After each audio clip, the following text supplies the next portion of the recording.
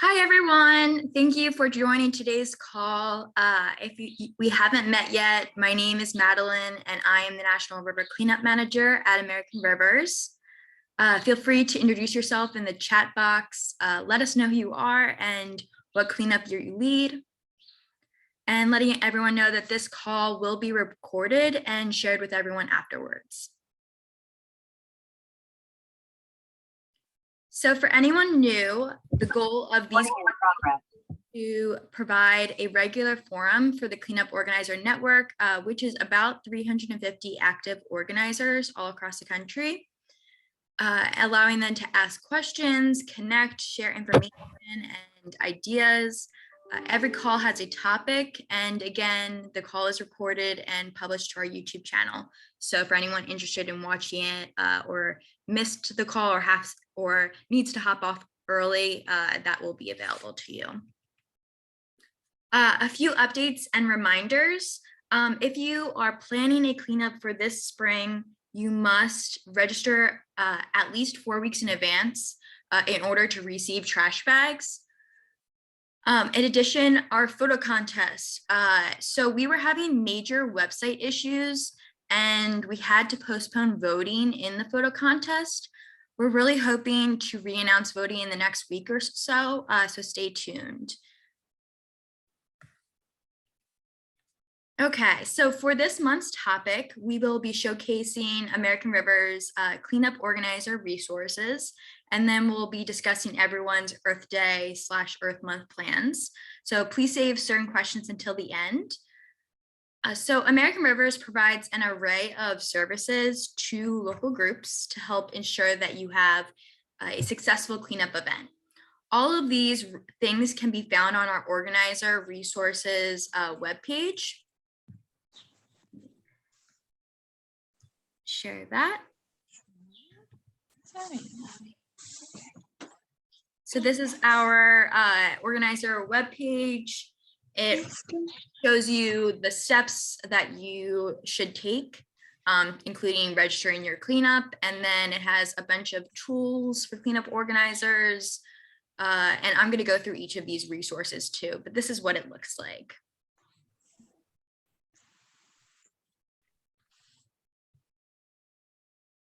So the first resource that I want to talk about is our Cleanup Organizer Handbook.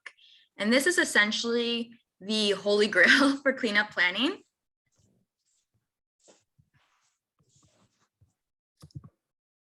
This has, it essentially has step-by-step, it's a step-by-step guide for organizing your cleanup. It is everything you need to know to organize the event, along with some benefits such as like direct. And I didn't because he had fallen asleep in my arms. I don't know. If you are unmuted, please mute yourself. Thank you, just for now. Again, so it has everything you need to help organize and host a successful cleanup, along with some big boy. Oh, big boy. I don't know if he's tired. I mean, he hasn't been awake that long, but also. Sorry about that. So even if you have been hosting cleanups for many years, you may find new and useful tips for your event. We actually recently updated the handbook. So this is what it looks like, the new version. And it was also translated into Spanish, which is really exciting. You can find our full Spanish resources, including the organizer handbook version on our organizer webpage. So I'm gonna go to page 3. So in the table of contents, so this has, there's information in the handbook on planning your cleanup, such as like how to select a cleanup site, how to recruit volunteers, how to retain volunteers. It has information on waste disposal, what needs to happen the day of the cleanup, safety tips, how to celebrate after your event. It's really a thorough resource and very detailed. But if you have additional questions, you are welcome to call me up or email me, and I can do my best to answer your question and help you solve any issue or question or problem you might have.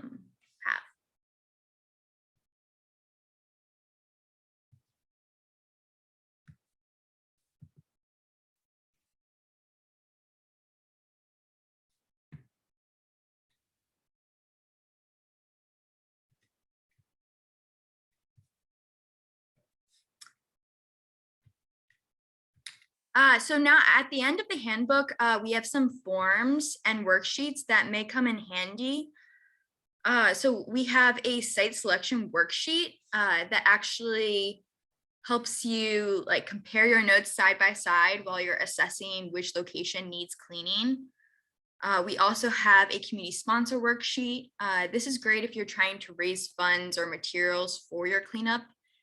You can use this worksheet to keep track of local businesses that you have spoken to. We also have a supply checklist, which essentially is a list of both things that we consider that you definitely need to have, and then also like optional in case you want to bring it. And then we have a data results form, which you can print out and bring to the event to record results on site, make note of anything you would like to share or remember. And then we also have a generic volunteer sign-in form.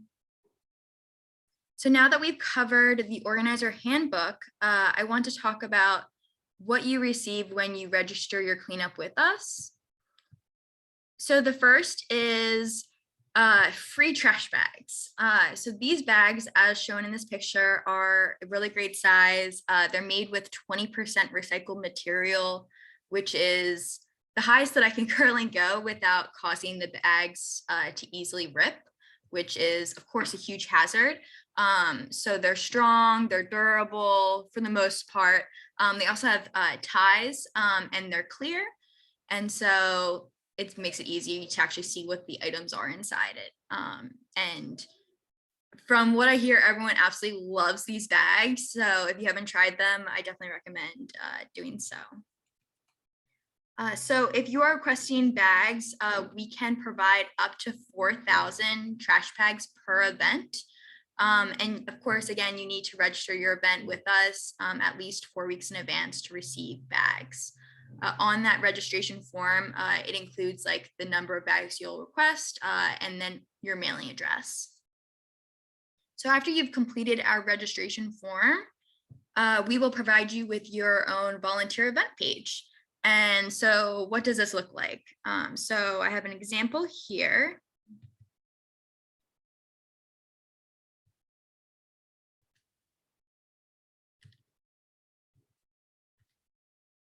So here's the Tuck River cleanup. It's happening on the 23rd of April. It has cleanup information, what river it's on, the organizer contact, and it has the event date and time. It even has a map and location of where to meet. And then you can also include as much information as you need in the description. And then at the bottom, it actually has a cleanup sign-up form. You're welcome to use this if you need it. And yeah, and also if you are expecting a lot of people or some people to sign up through this page, just let us know and we'll make sure that you receive automatic notifications with the volunteer sign up information. And of course, before before your cleanup event, if you do have any signups that happened through our site, we will share that in advance with you so that you can get in touch with the volunteer. And then your event will also be published to our volunteer webpage and cleanup map. This is what it looks like. So as you can see, we have events all across the country, including Alaska, which is very cool. Volunteers can actually go to this webpage and zoom all the way in. And for example, I live in the DC area. And so the events that are happening around me, there's one in Maryland, which really isn't that far from me. And so you can actually click on this and get more information that'll take you to the event page for Bear Creek Park and shoreline cleanup. And then in addition, there's a list of cleanups in chronological order. It has the cleanup name, the date of the event, and the city and state that it's happening in. So just two different types of options depending on what the volunteer is looking for. And of course, if you click on that link, it takes you to your event page.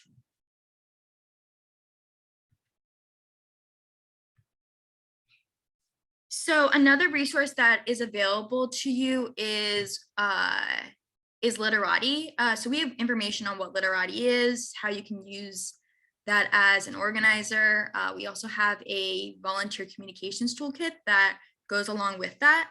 I don't want to get too deep into those details with that particular resource because we have a recorded organizer discussion solely on that topic. So I can share that after this call. The other organizer resources I want to discuss. So we have about 7 or 8 supplemental resources in addition to the handbook and some of the other things I named. So the first one I want to talk about is the Promote Your Cleanup.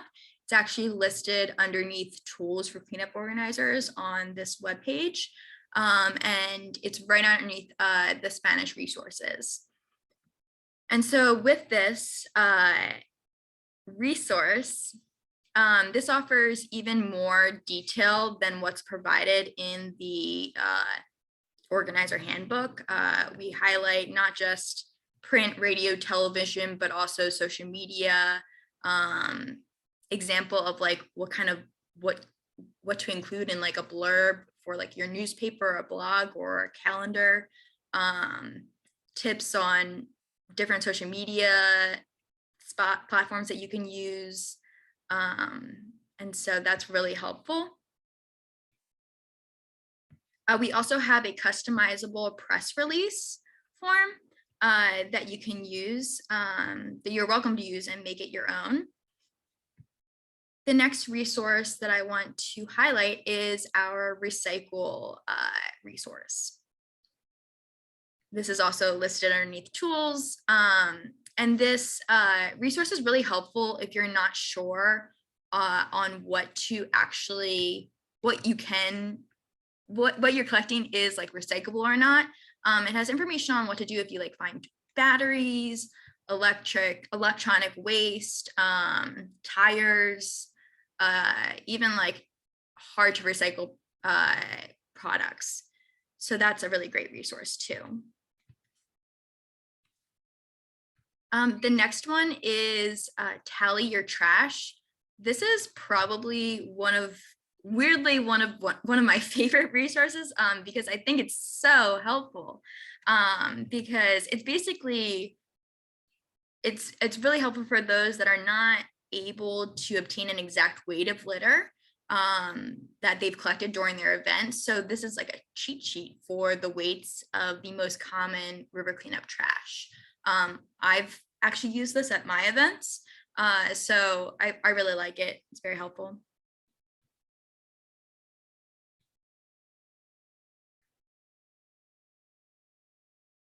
The next resource is Scale Up Your Cleanup.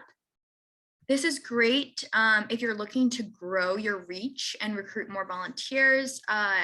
The fact sheet provides some tips and guidance to take your event to the next level. There is some of the information is replicated in the handbook and our Promote Your Cleanup guide, but there are some great tips. Again, sometimes you might not necessarily need to look through the entire organizer handbook, and so you can consult some of these supplemental resources. The next one is our waste disposal guidance. This is supplemental to the organizer handbook. It offers a lot of the same detail, but it gets really specific and actually like provides more information, like for Bridgestone tires, program that you can have them come and collect your tires for free, what to do with sharps, and some other information that is always really helpful.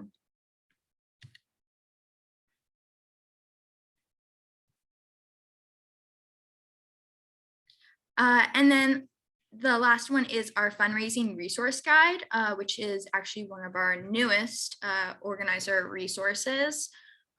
This is a list of potential river cleanup,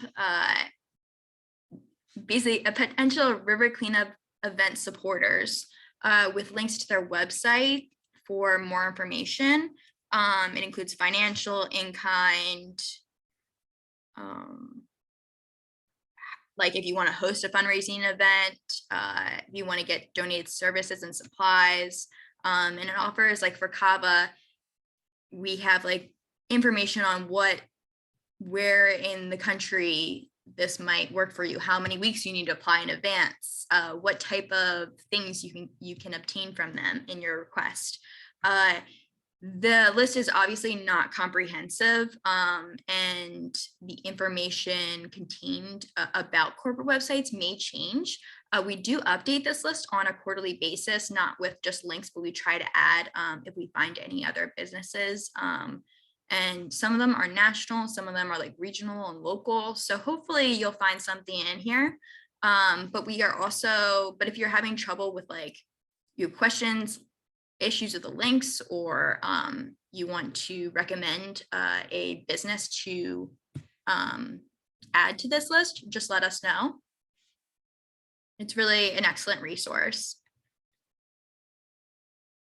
And then lastly, we have our organizer Facebook group, which has 220 members currently. This is great if you have questions and want information from multiple organizers. You can also share successes or cool stories and information on what you or someone else might be doing.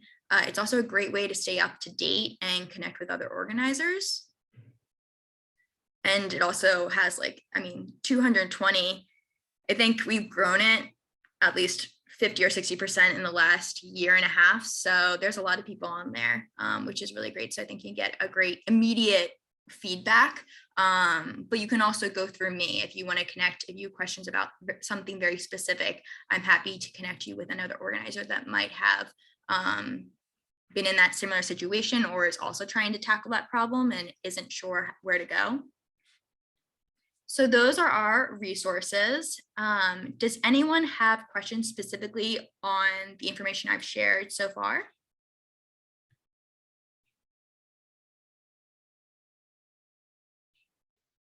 Yeah. Go ahead. Okay, yeah. I just had a quick question, and I'm sure your handout would actually probably cover this, but I was just wondering, what's like the best way to like connect with local businesses? Because I saw some of the resources was like working with like Ace Hardware or some companies like that. But what about like local businesses within the community? I've found a lot of success with, and I know this can be hard, is physically going there myself and in person, introducing myself, getting the contact information for the manager or the owner if they're available, and then leaving them with a pamphlet with my contact information and also things that I'm looking for. It can be generic, it can be very specific to that business, and going from there. Gotcha. Thank you so much. Yeah. I have a question. So I know you had mentioned that volunteers can sign up directly through the National River Cleanup page, which we've registered our event to. Do we automatically receive notifications when those volunteers sign up, or do we need to contact you directly to get that information? So we go through that list like at least once or twice a week. And so if we see that you've already had your event is coming up still and you've already had like several people sign up, we'll automatically add you to the automated notification list and send you the volunteers and let you know that you've been automated, so you'll be receiving those from here on out. There's also events that I know always receive people's names, and so having that historical knowledge just in my head, I put them in that and just let them know. But either way, you get that information, whether it's automated or you might only have 1 or 2 people sign up, and then we'll just send that directly to you. As soon as we see that they've signed up, we'll send that information over to you, and you get their name, their email, and their phone number. Great, thank you. And we do not contact them unless they specify that they want to be contacted. So they're your volunteer. Perfect. And this was really a resource that was created before the Eventbrite, and a lot of these volunteer platforms were universal, but it's still used. We still have a good chunk of volunteers that do randomly sign up, but I wouldn't necessarily use it as your main source of recruiting volunteers, but it is a great place to get some random people. Any other questions? Madeline? Madeline, this is Aletha in Arkansas, and I've found that Keep Arkansas Beautiful has been very helpful to me. And I think that's a national program, Keep America Beautiful. So every state probably has it. But I've gotten bags, gloves, T-shirts, all kinds of stuff, banners. They do a lot of things. So. Yes, that's a great resource too. They always have, especially with the gloves, and I think sometimes they have grabbers, and they even have local grants depending on the chapter or locality. So if you don't have a chapter near you, or you haven't connected with them, they're a great resource.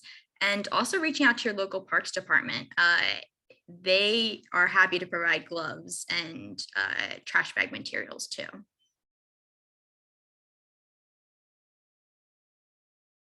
Well, great. So the next that I want to discuss is Earth Day or / Earth Month plans. So I know that some of you are on the call that have done really cool things in the past prior to COVID-19. Obviously, a lot has changed, and many of you are just kind of for the first time having full Earth Day events since COVID.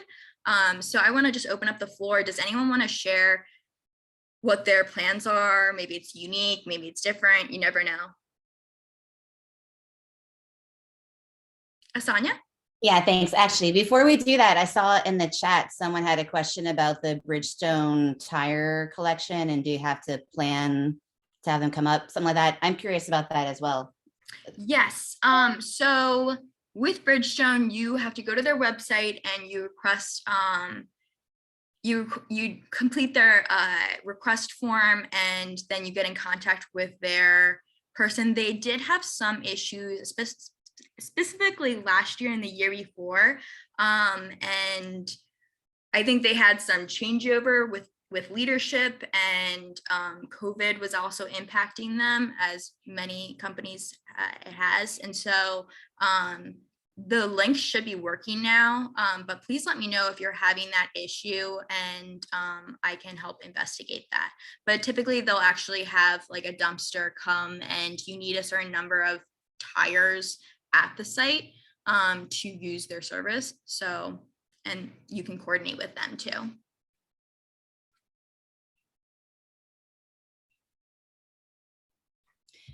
Great, thanks. I guess I can talk about our cleanup efforts. So I'm in Massachusetts, near Boston, outside of Boston in Waltham. The Charles River is our big river, and this cleanup that's been a part of it, I'm wearing a t-shirt from a couple of years ago. I think this is maybe like the 18th cleanup that we've had along the Charles, and it's the whole length of the Charles River. So me in Waltham, I'm only organizing like 300 volunteers. We usually have about 3,000 or so for the whole length of the river. And it'll be on April 23rd. We will be in Waltham, we're going to be picking up litter along the river banks. We're not in the river. And then we also are moving invasive plants along the river. So we work closely with the Mass Department of Conservation and Recreation, who is the state agency who technically owns and maintains the river. So we coordinate with them, as well as the local town and city public works departments. And we've been doing this for a while. I've been doing this for a while, over over a decade. So yeah, we get a lot of things donated. I always have a letter that on one side has like a little poster about the cleanup. And afterwards, we like to have food, or we like to give out granola bars or whatnot ahead of time. So I always bring a letter that says what the cleanup is and introduces myself and specifically asks for bananas, water, or whatever it is we're looking for. And then on the back has the poster. And then I also include our tax exempt number. And usually you have to leave that with someone, and oftentimes it doesn't get to the person. So you have to go a couple times, or you call and follow up. But for the most part, we've been very successful in getting support from supermarkets, at least, to get that stuff. And then sometimes we've gotten food for afterwards, but with COVID, and that's a big pain in the butt. I think we're not going to be doing the food picnic afterwards, which is disappointing, because I have heard from some folks, gosh, we really want to socialize and be together. So I don't know, we might change our minds with that. But for now, we're just sticking with getting snacks for people ahead of time. And it's a really great event. It's very popular. Charles River Watershed Association is involved, like everybody. There's a lot of groups involved. It's a big event. And we're excited. Thank you for your support. I love the trash bags from American Rivers. I'm really excited to get them. And we're going to be actually having an in-river cleanup in May. So I'll probably be asking for more for that cleanup too. Thanks. Great. Thank you, Sonia, for sharing. I do want to mention some things that, and then another person can share what their plans are. So Rio Reimagine, who's not on the call, I don't think today, they actually, for their Earth cleanup, they gave all of their volunteers a small native plant or seed to take home after the event. Another Save Mommy invited the mayor and his staff to participate in their cleanup, which is always having someone like an elected official is great to bring more volunteers in, and you can also get more media attention that way. Hackensack Riverkeeper, in 2019, they actually invited Ms. New Jersey Earth to their event. I looked up some of this information, but I don't want to get too into it, but apparently every state has one. So that's another cool idea. So anyone else want to share what their plans are?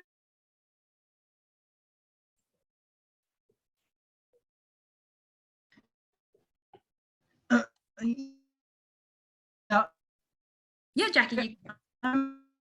Oh, okay. I thought somebody else was going. River cleanup on our.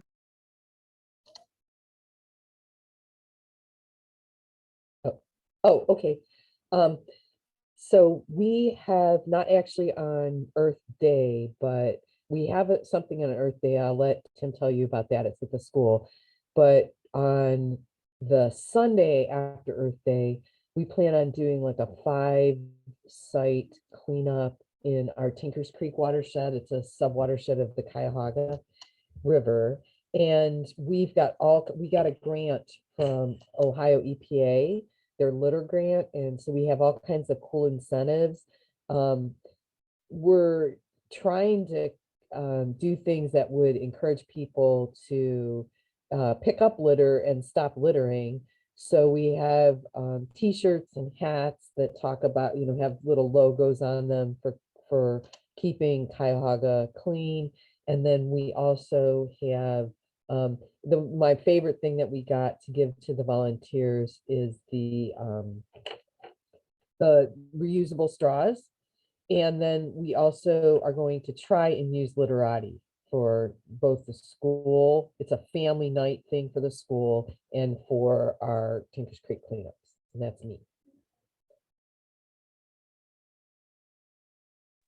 Great. Thank you, Jackie, for sharing. Anyone else? Alita? Yeah, hi, on the Buffalo. Yeah, on the Buffalo River, we're gonna do a cleanup on Earth Day if the waters are good and the weather's decent. And also, this is our 50th anniversary, but science symposium. We're doing a concert, the free concert in June. And so we've got events planned kind of all year long for our 50th anniversary. The Buffalo is the first national river in the country. So it's kind of a cool place. Very exciting.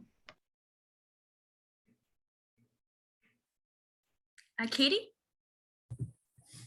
Hey everyone, my name is Katie. I'm the new volunteer and outreach coordinator with Riverkeeper. I have been on these meetings a couple of times before. I'm very sorry to not involve myself more, but this will be my very first time organizing the Riverkeeper sweep, and it's not exactly on Earth Day, although we do have a few folks who will be participating in the sweep.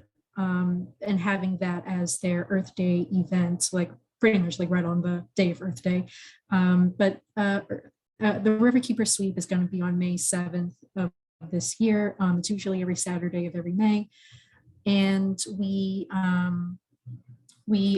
usually organize over 100 different sites along the Hudson River, in which anybody can participate in either a cleanup, invasives removal, or native tree planting.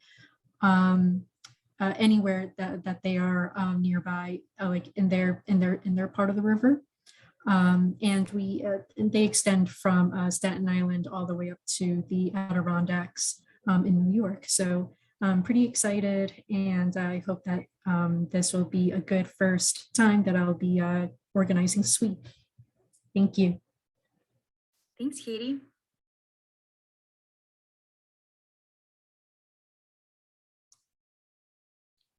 Would anyone else like to share?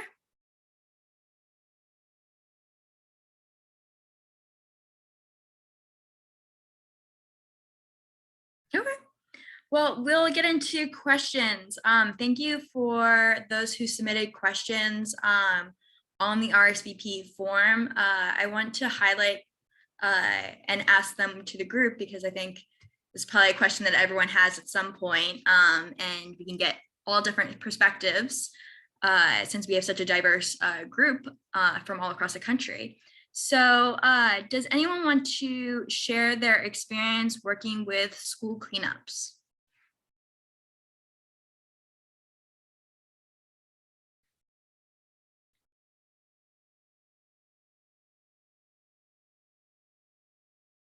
Jackie?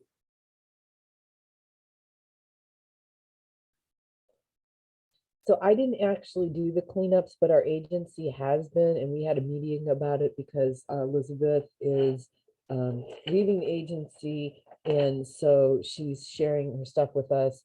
And we talked a little bit about the school cleanups in terms of, there's two sort of different kinds of school cleanups. Well, there's actually three. There's the one that are sort of on campus cleanups. There's the one that they want to do it as a public service and they join either something that was specially planned for them or just a general public cleanup. And then there's those family night cleanups. And so we've done some of each with different amounts of, most of the time they're very successful, but now we're going to try to use literati. So I would be really interested if people had comments about using literati in the schools for those three different types of situations, or any one of them. Thank you.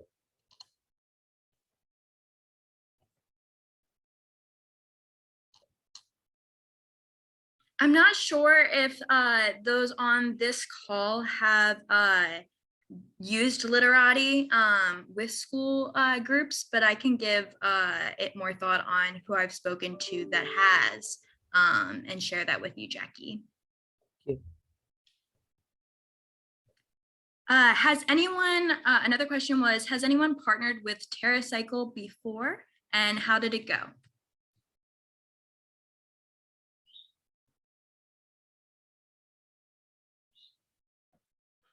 Oh, Jackie? Sorry. I tried to back when I first started in my 2017 and 2018 cleanups, and it didn't go. It was, I don't remember exactly what happened, but I feel like at some point I couldn't reach them anymore. Like I feel like they reached out to me and then they sort of disappeared. So I don't know what happened.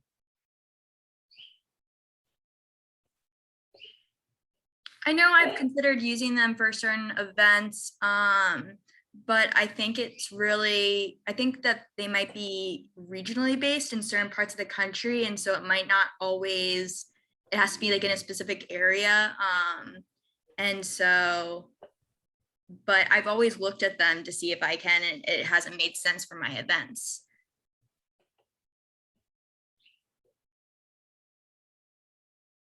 Can I back up to the literati question a little bit?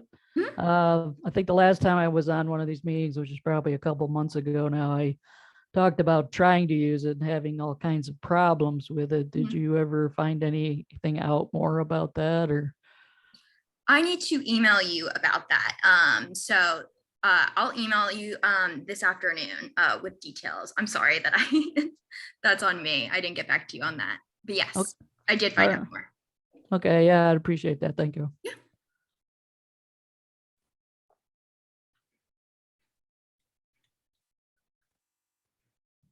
The next is what are for those who give out awards, how is the winner determined? And I can answer, I do give out not necessarily awards, but sort of prizes. And usually it's like something that I have in the office that I can grab. So sometimes it's a clean canteen water bottle, sometimes it's a magnet. But I give it to anyone that found the most unique piece of trash, and occasionally I'll give out to someone that like found maybe the largest piece of litter. We have a group that that does that. They have the most unique piece of litter, the person who picked up the biggest piece, the person who picked up the most tires, things like that. They go to an award shop and they get old award trophy bases. And then they buy these little galvanized trash cans and they take off the award that's on top. Like if it's a soccer player or whatever, they take that off and they put the little cans on top of it.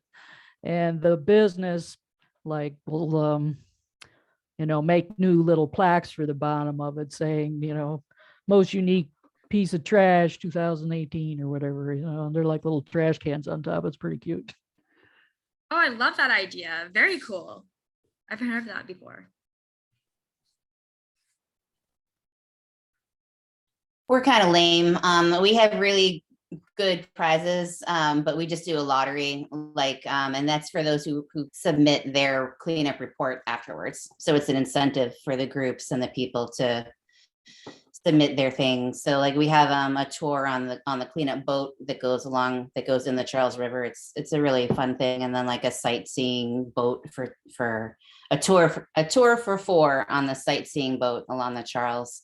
So those are really expensive prizes. So, but yeah, I like the idea of the most funky and biggest piece of trash, but because our cleanup is being organized by like 10 different groups, it'd be hard to do that. So we're just doing the lottery thing. Thank you. Yeah, we've used the lottery method for, if we have like 10 water bottles to give away or something, we'll give out little tickets and pull those. There's a group, Natural Restorations, who they're in Arizona, Phoenix, Arizona, and they do a raffle for almost every cleanup event that they have. And it's actually kind of helped them get more volunteers.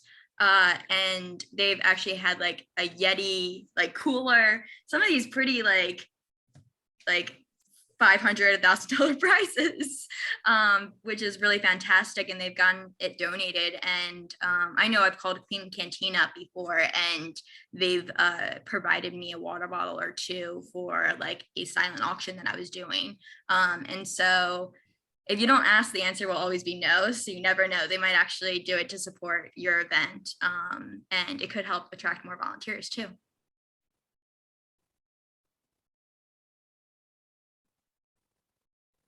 Great.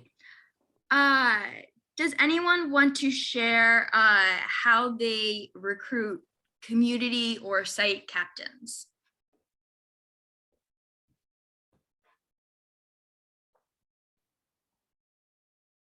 We usually try to get the most experienced people that we have that are also willing to take a leadership role like that. And sometimes it's not easy. Oh, Katie? Yeah, so we're still recruiting some site leaders right now. We call them the sweep leaders, and we're reaching out to folks who were sweep leaders in the past years, primarily those who were active last year, and seeing if they're interested again. We're also looking to cold call some folks, particularly those at other organizations, to see if they might want to participate in the sweep. And yeah, so there are other nonprofits who also participate with us.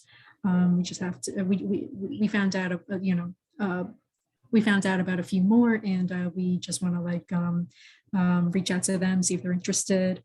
And folks also find us, individuals who want to become sweep leaders, and then they just learn from us what they have to do in order to fill in that role.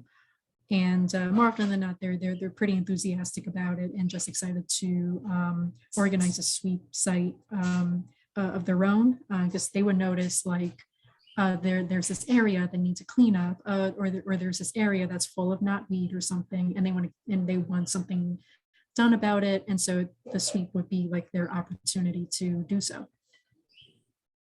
Great. Anyone else want to share?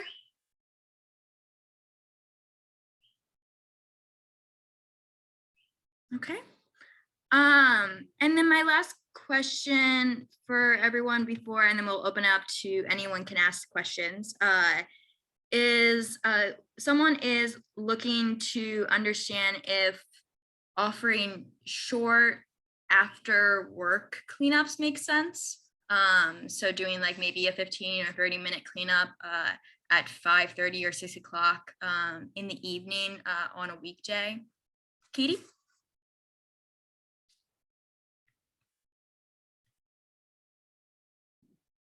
Sorry, I just left my hand up. Oh, no worries. I know I haven't thought of this idea before, but has anyone else thought about doing that?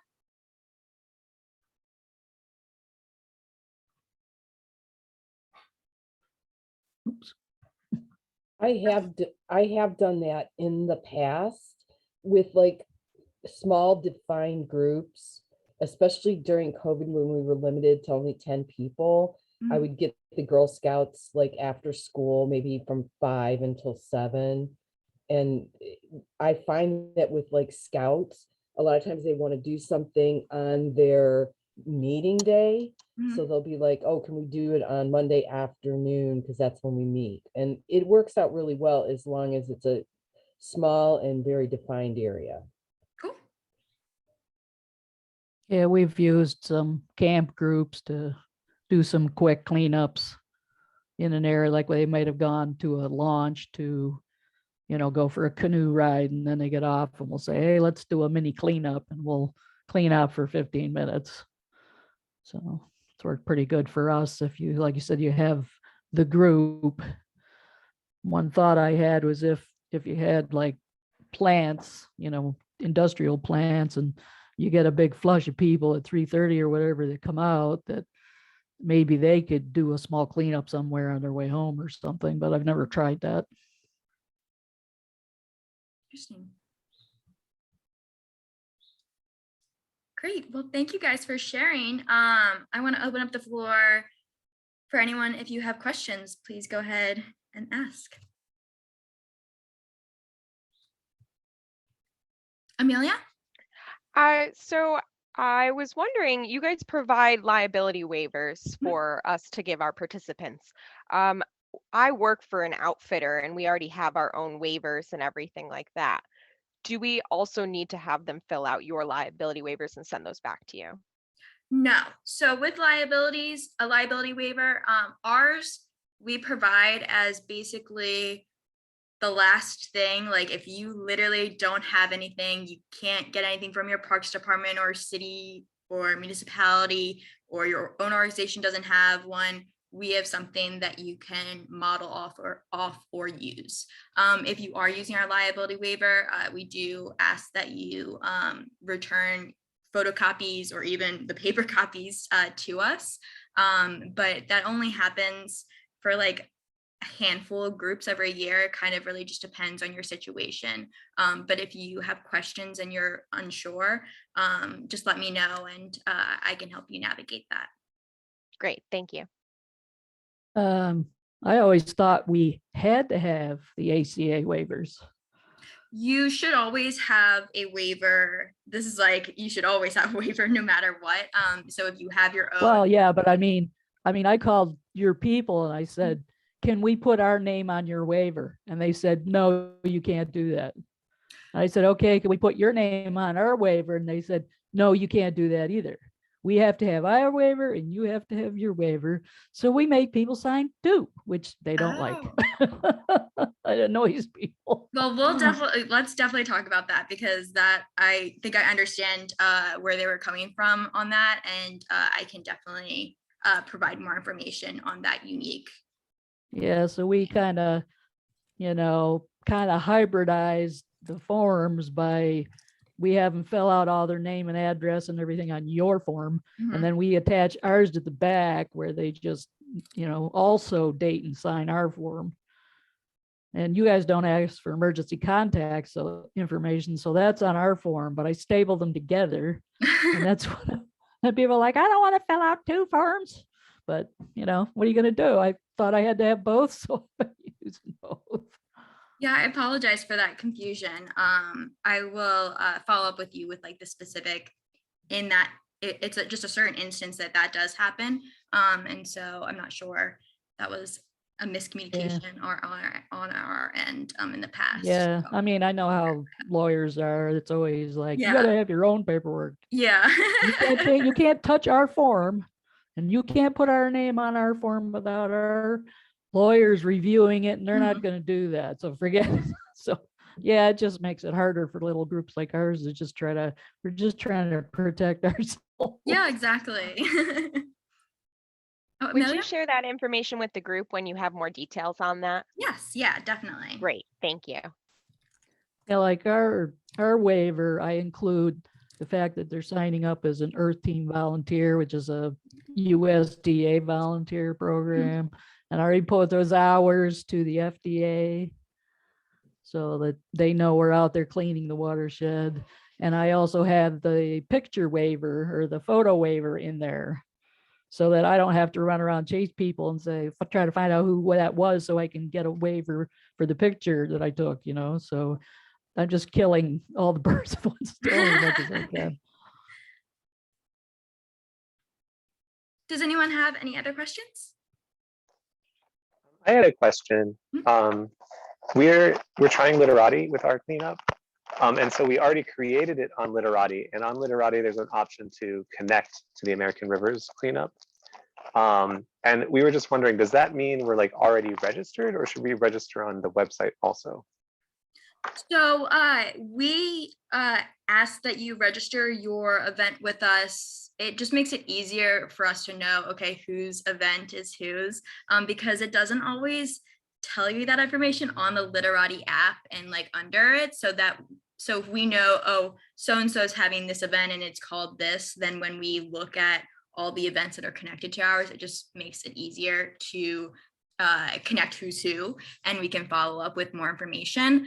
And so, yes, if you could register with us and just let us know, that would be awesome. You could also email us too, since you've already done a bunch of that.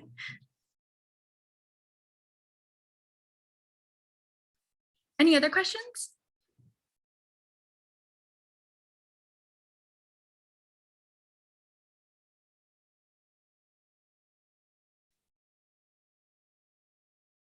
Okay, well, great. Well, thank you all so much for joining today's call. Our next call is on, let me double check the date. Don't want to tell you guys the wrong date. I believe it's March 25th. almost positive that's the date. But I will be sending the link out to everyone. So just mark your calendars. And I think we'll have a guest speaker too, which will be great. So yeah. And of course, if you have any questions, feel free to reach out to me. Since we have a minute, I just wanted to comment that Earth Month is just too early in the year for us. The water's too cold up here for us to get on the water. So our cleanups are usually late May and after because, hypothermia is a real issue. Oh, definitely. I know, like Colorado and but Vermont, it's still snowing. In Montana, it's still snowing. They call it like, someone was saying that's in Montana, I think it's the Bighorn Alliance. They're like, they're having a pre-season cleanup, like just on land. But it's gonna be cold. Yeah, I think I might try to do that this year, is just to have there's this trail that goes through the little town here. Maybe we'll do a little mini cleanup on that, just on land, just to kind of get people in the mood. Yeah, definitely. Great. Well, have a wonderful weekend, everyone. Bye. Thank you. Thank you. Bye. Thank you. Have a good one.